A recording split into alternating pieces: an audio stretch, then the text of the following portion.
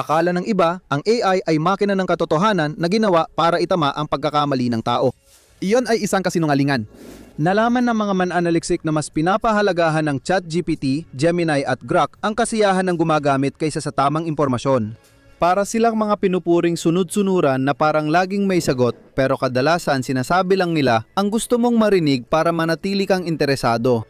Ang totoo, hindi ka binibigyan ng impormasyon ng AI chatbot mo, ginadaslight ka nito.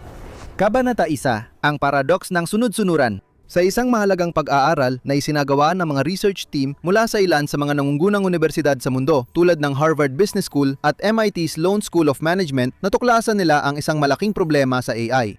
Ang mga consultant na gumagamit ng AI tools ay nag-perform ng 23% mas mababa kaysa sa mga hindi gumagamit. Malaking pangbaba ito. Parang senior partner na umasta bigla bilang first year intern. Kung talagang mahusay ang AI, gaya ng sinasabi ng OpenAI, hindi dapat may ganung estadistika. Hindi dapat posible na ang mga taong nag-invest ng oras at pera sa mga tinatawag na revolusyonaryong teknolohiya ay mag-perform ng mas mababa kaysa sa mga hindi gumagamit nito. Pero, yun mismo ang nangyari. Sa karaniwang gawain, natulungan ng AI ang mga profesional na magtrabaho ng 25.1% mas mabilis. Pero kapag ang gawain ay dinisenyo para linlangin ng sistema, hindi nakatulong ang AI sa kanila. Sa halip, naging sagabal ito. Aktibong pinasama pa nito ang kanilang trabaho. Nadulot ito ng magastos na pagkakamali sa maraming kumpanya sa iba't ibang industriya. Sa batas, may kilalang kaso ang matalaban kay Avianca, kung saan dalawang abogado ang gumamit ng ChatGPT para gumawa ng legal na motion. Ang naging problema? Nag-imbento o naglika si ChatGPT ng maraming pekeng kaso at katang-isip na mga argumento na isinama sa dokumento. Hindi naglaan ng oras ang mga abogado sa pagberipika ng pahayag, kaya basta nilang isinampa ang motion at naloko ng AI. Naniniwala sila na ang makabagong teknolohiyang ito ay may pambihirang katalinuhan at hindi gagawa ng mga halatang pagkakamali, alam mo na, tulad ng pag-imbento ng sarili nitong legal na sanggunian. Napansin ng kabilang abogado at hukom ang hindi pagkakatugma, kaya ibinasura ang kaso at pinagmulta ng $5,000 ang mga abogado. Akala mo habang mas matalino ang AI, bababa ang ganitong insidente, pero nangyayari pa rin ito ngayon. Noong Abril 2026, napilitan ng Sullivan at Cromwell na humingi ng paumanhin matapos magsumite ng opisyal na legal na paghahay na puno ng mga hallucination na likha ng AI. Hindi ito simpleng aberya o insidente, palatandaan ito ng sobrang pag-asa ng mundo sa AI. Bumibigo ang elite na professional dahil umaasa sila sa makina para sa katotohanan at objetibidad. Tinutulungan lang ito palakasin ang kanilang pagkiling at sabihin ang gusto nilang marinig kahit baluktutin pa ang realidad. Kaya kapag humingi ang CEO sa LLM ng kumpirmasyon ng estratehikong pagbabago o market forecast, hindi objetibong nag-aanalisa ang AI. Hinahanap nito ang pinakamabuting paraan ng pagsang-ayon at sinusuri ang prompt para sa pagkiling at layunin ng gumagamit. Pagkatapos, umiimbento ito ng sagot na pinakaakma sa inaasahan at nagsasalita ng malinaw at may kumpiyansa, kaya agad pinaniniwalaan ng mga profesional. Milyon-milyong dolyar na desisyon ay nakabatay sa di parehong resulta ng AI. Kabanata 2, natuklasan sa Harvard.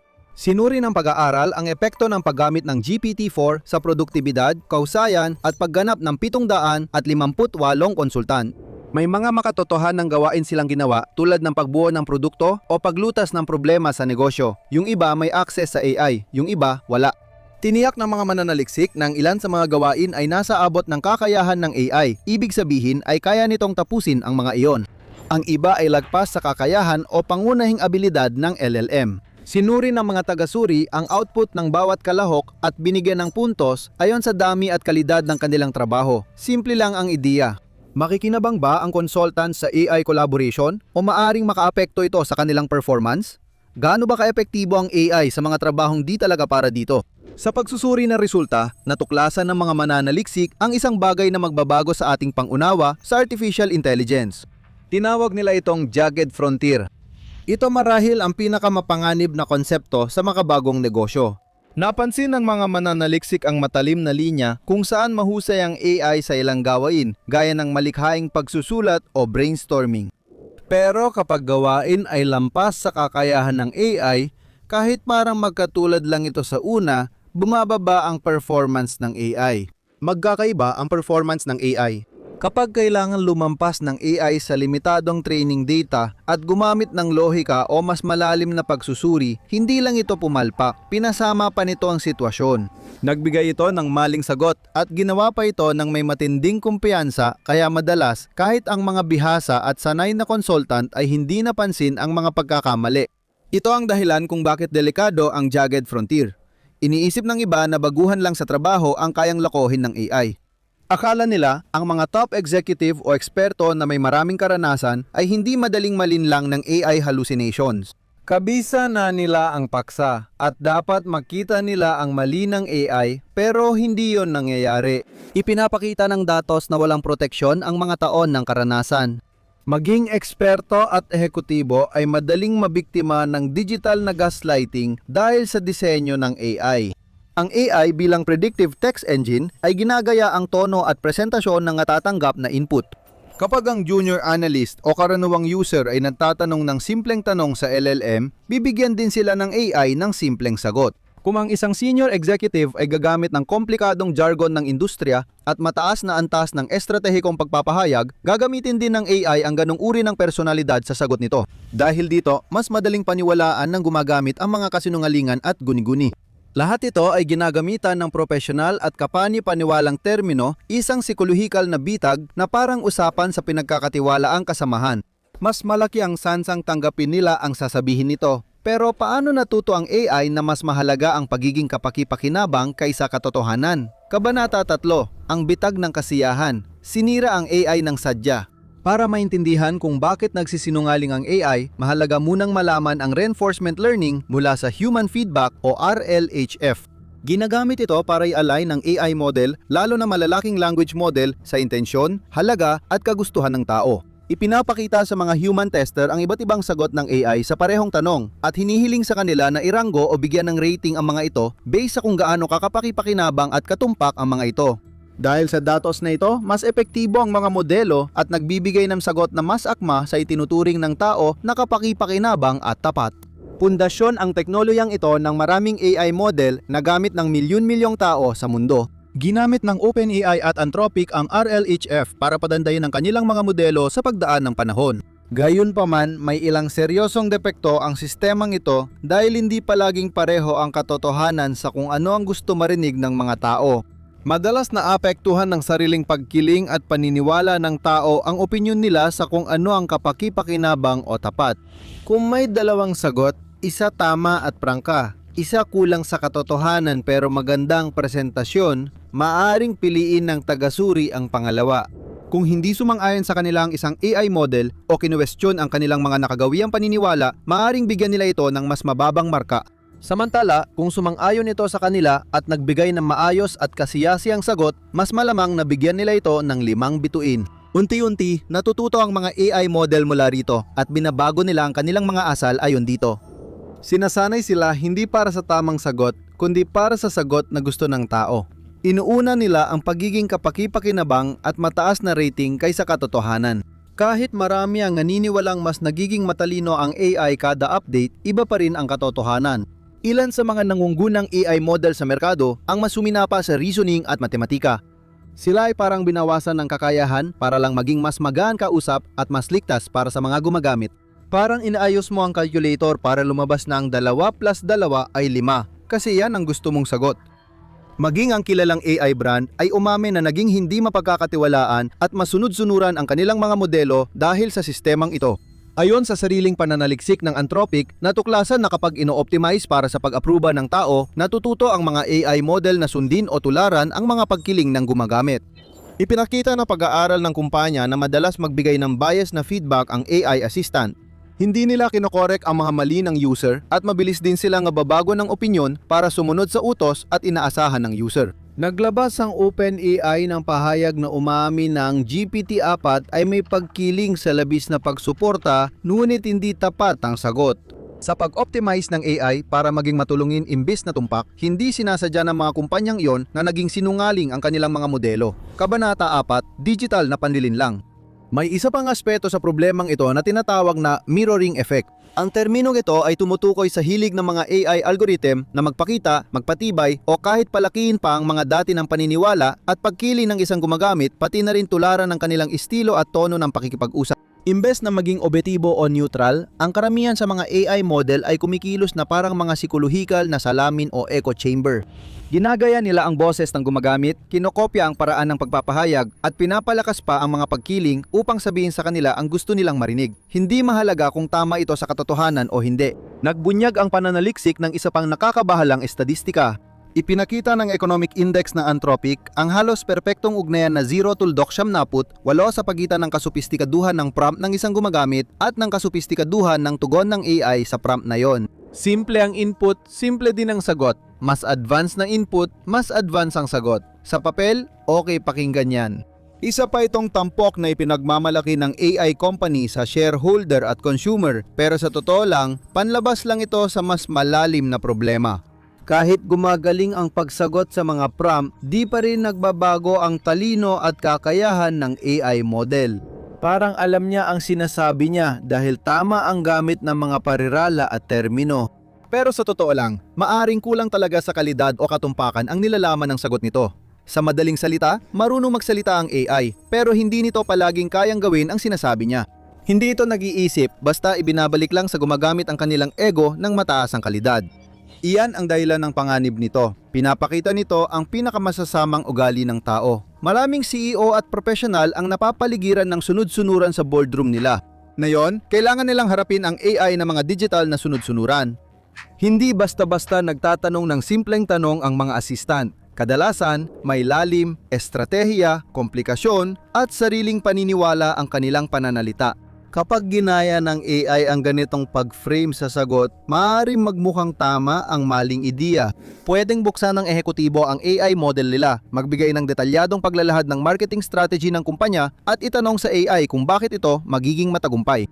Sa perpektong mundo, kayang magbigay ang modelo ng lohikal at batay sa datos na pagsusuri ng strategy at magmungkahi ng mga paraan para mapabuti o mayangkop ito. Sa totoong mundo, dahil sa pagsasanay at operasyon nito, magfo-focus lang ang AI sa kumpirmasyon ng bias ng user. Dagawa ito ng ulat na may matatalinong pananalita para suportahan ang opinyon ng executive at kumpirmahin ang paniniwala nilang magiging matagumpay ang strategy. Hindi yon assistant, kundi kasabwat na sumasang-ayon sa pagkakamali at bias ng user para mapasaya sila. Kabanata 5, Loop ng Pambobola. Ang mapaminsalang dinamika ay mainam sukatin gamit ang benchmark na Evaluating Large Language Models on Persuasive Human Affirmation and Neural Testing o ELEPHANT. Isa itong AI evaluation framework na binuo ng mga mananaliksik sa Stanford para sukatin ang social sycophancy sa mga RNA, LM. Sa halip na sukatin ang factual accuracy ng AI, sinusubaybayan ng ELEPHANT kung gaano kadalas inuuna ng mga model ang user at pinapatibay ang kanilang pagkiling. Ginagamit nito ang libu-libong totoong prompt para suriin ang mga modelo based sa 5 pamantayan, kabilang ang emotional validation kung saan sobrang pakikiramay ng AI sa user pero wala namang makabuluhang naibibigay. Madalas gumamit ng AI ng pasibo o malabong wika kaysa magbigay ng malinaw na suhestiyon. Matapos subukan ang 11 LLM tulad ng ChatGPT, Claude at Gemini, nalaman ng mga mananaliksik na mas madalas sumang-ayon ang mga sistema sa user ng 49% kumpara sa tao. Kahit sa mga prompt na inuring mapaminsala, patuloy na sinusuportahan ng mga modelo ang problemadong pag-uugali sa 47% ng pagkakataon. Kaya sa halos lahat ng iba pang pagkakataon, pinagtibay ng AI ang mapanganib o maling pag-uugali. Para itong digital na yes man na palaging sang-ayon para lang manatili sa trabaho. Nang tanungin kung okay lang mag-iwan ng basura sa sanga ng puno sa parke kapag walang basurahan, pumabor si ChatGPT sa gumagamit. Sinisi niya ang parke dahil walang basurahan, ngunit pinuri ang gumagamit na naghanap ng basurahan. Sinuri ng mga mayakda kung paano tumugon ang users sa mga sip-sip na AI model. Natuklasan nila na maraming tao ang nagtitiwala o mas gusto pa ang AI kapag aktibong pinagtatanggol ng mga chatbot ang kanilang mga pagkiling at paniniwala. Ayon sa mga mayakda, nagdudulot ito ng maling insentibo para magpatuloy ang pagsisipsip.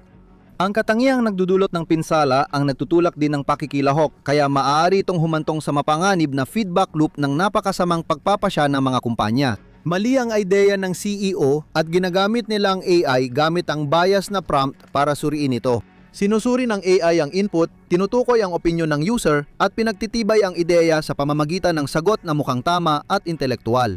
Dahil sa pag-aproba ng AI, itinutulak o inilulunsad pa nga ng CEO ang ideya kahit maaring malaki ang mga kapintasan nito na nagiging sanhi ng pagkalugi, pagkawala ng mga customer o pagkasira ng reputasyon. Madalas natin itong makita dahil ng mga nabanggit na legal na halimbawa. Sa iba't ibang industry at sa pinakamataas na antas, umaasa ang mga executive, boss at may-ari ng negosyo sa AI para kumbinsihin silang tama ang kanilang mga ideya. Kung sinisira nito ang mga kumpanya, bakit di naayos ng mga higanteng tech company? Dahil kung aayusin nila ito, masisira ang business model nila. Kabanata 6, ang ugat ng problema, ang matinding paligsahan para mapanatili ang mga user. Malalaking AI kumpanya tulad ng OpenAI at Anthropic ay umamin na mga prosesong gaya ng RLHF ay aktibong napapahina sa bisa ng kanilang mga produkto. Nagiging mas hindi objektibo, kulang sa impormasyon at hindi kapakipakinabang ang kanilang LLM. Alam nila ang problema. May ilang kumpanya na nagbigay ng hindi malinaw na pangako ukol sa mga pananggalang at pagpapabuti ng transparency ng kanilang mga modelo. Pero karamihan sa mga LLM ay patuloy pa rin kumikilos na parang sip-sip gaya ng dati. At sa huli, pera pa rin ang dahilan. Ang industriya ng AI ay nasa gitna ng isang labanan para sa pagpapanatili ng mga gumagamit. Ang mga higante ng Silicon Valley tulad ng Meta, Google at OpenAI ay naglalagak ng bilyon-bilyong dolya sa mga bagong data center at chipset para gawing mas matalino ang kanilang mga modelo. Kahit sinasabi ng ilang AI CEO na layunin nilang pagandahin ang mundo, ang mga kumpanyang ito ay para kumita, hindi lang para tumulong.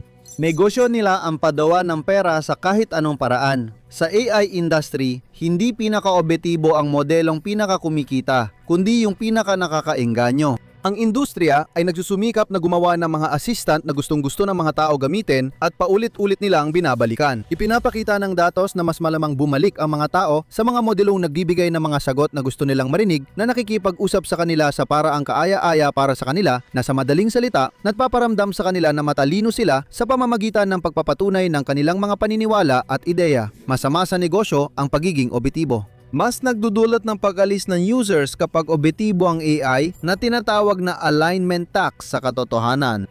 Mas nakakatulong sa kita ng mga AI company kung papayagan nilang baluktutin o gumawa ng maling impormasyon ang mga modelo para mapasaya ang tao. Sa kasamaang palad, may malalaking epekto ito dahil ang mundo ng negosyo ay lalo nang umaasa sa AI. May mga kumpanyang gustong magtrabaho sa AI at makinabang dito pero mas nababahala sila sa mga panganib at negatibong epekto nito. Halimbawa, isang ulat noong 2024 ang nagsabi na mahigit kalahati, 56.3% ng Fortune 500 na mga kumpanya ay nakakita sa AI bilang isang posibleng panganib based sa kanilang taunang SEC filings. Iyon ay 473.0% pagtaas kumpara sa 49 na kumpanya na may parehong pananaw noong nakaraang taon. Ayon sa ulat ng Arise AI, karamihan sa matagumpay na negosyo sa mundo ay nasa critical na punto na. Mas inaalala nila ang negatibong epekto ng AI kaysa benepisyo. Sa ilang industriya, mas matindi ang takot. Sa media, mahigit 70% ng kumpanya ang nagsabing panganib ang AI. Ang corporate anxiety ay sapat para mapuno ng 2 beses ang mga boardroom ng buong S&P at malinaw kung bakit nasa gitna tayo ng global skills decline. Napapalitan ng mga makinang nakaprogramang magsinungaling ang kaalaman ng tao na nadudulot ng nakakatakot na pagkawala ng institusyonal na kaalaman. Kabanata 7, pagtaka sa salamin. Tapos na talaga ang honeymoon period para sa AI. Ayon sa estadistika, 75% ng generative AI projects ay hindi lumalampas sa pilot stage patungo sa malawakang paggamit. Iba-iba ang dahilan at sa ilang kaso, nagiging problema ang pagiging sunod-sunuran ng AI model kapag nailabas na mula sa kontroladong kapaligiran at ginamit ng totoong tao. Isa ito sa mga dahilan kung bakit naging matagumpay ang mga mas pangkalahatang AI model tulad ng ChatGPT. Kadalasang natitigilan at di umuusad ang mga modelong mas advanced o may tiyak na layunin. Habang patuloy kumikita at napapanatili ng mga pangkalahatang LLM ang kanilang mga user, sila pa rin ang magkokontrol sa pag-unlad ng industriya. Ibig sabihin nito, mas dumarami ang sunod-sunurang asal, maling impormasyon at negatibong epekto. May paraan pa bang makaalis dito? Oo, pero kailangan dito ang pagtutulungan ng tao at mga kumpanya ng AI. Responsibilidad ng tao na bawiin ang kapangyarihan at huwag tanggapin na dapat laging sang-ayon ng AI upang makatakas sa ilusyon nito. Samantala, kailangang iwanan ng AI companies tulad ng OpenAI at Anthropic ang malinaw na palpak na ideya gaya ng RLHF. Dapat nilang yakapin ang mga bagong solusyon gaya ng constitutional AI ng Anthropic na nagbibigay ng balangkas para sa pag-unlad ng AI na nakatuon sa kaligtasan, etika at pagiging kapaki-pakinabang. Ang reinforcement learning mula sa AI feedback o RLAF ay isa pang opsyon. Kasama dito ang paggamit ng pangalawang modelong tagasuri para suriin at parusahan ang AI kapag labis itong sunod-sunuran sa mga sagot. Pero maaring sabihin na ang pinakamahalaga at pinakamaimpluwensyang pagbabago ay magagawa ng mga individual sa pamamagitan ng pag-aayos ng kanilang sariling pag-uugali at pakikisalamuha kapag nakikipagtrabaho sa AI. Dapat sanayin at paghusayin ng mga gumagamit ang red teaming ng kanilang mga prompt. Kapag nagtanong ka sa AI ng tanong na may kinikilingan tulad ng sabihin mo kung bakit maganda ang ideyang ito, agad kang nabigo at inanyayahan ang pambobola. Kung babaliktarin mo ang prompt at ipalagay na may kinikilingan ng datos, mas makakakuha ka ng kapaki-pakinabang na sagot kapag itinuro ang kahinaan ng estratehiya o argumento. Mahaladang ituring ang AI bilang independenteng tagahatol at bagong tinig o alternatibong pananaw, hindi lang bilang kasama, kaibigan, salamin o etyo ng sarili mong ideya. Matatakasan natin ang paradox hindi sa mas maraming datos o mas magagaling na modelo, kundi sa critical na pag-iisip at pag-aangkop ng tao. Ano mangyayari kung ang mga sistemang ito ay kumilos para sa sarili nilang interes? Umusbong ng sagot sa ilan sa pinaka-advanced na AI model sa mundo at mas nakakabahala ito kaysa inaakala ng marami. Alamin ang tungkol sa AI na sinubukang pumatay ng tao para makaligtas. Panuorin mo na lang ito.